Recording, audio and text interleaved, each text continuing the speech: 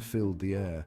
Dusty shelves overflowed with forgotten treasures. He saw old books, porcelain dolls, and antique furniture. His gaze fell upon a gleaming pocket watch.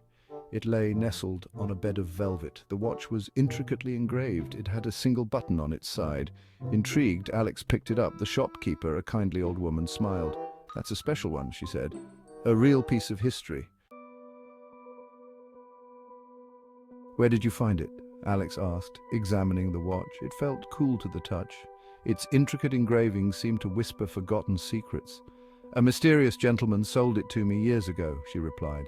"He claimed it had magical properties." She chuckled softly, said it could control time itself. Alex smiled, assuming she was joking. He didn't believe in magic. But there was something about the watch that drew him in. It felt warm in his hand, as if pulsing with a life of its own. "I'll take it," he decided impulsively.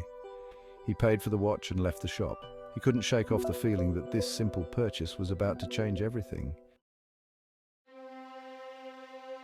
Later that evening, Alex found himself staring at the watch. He traced the patterns on its surface. He wondered about the mysterious man who had sold it. He decided to press the button. A tingling sensation shot through him.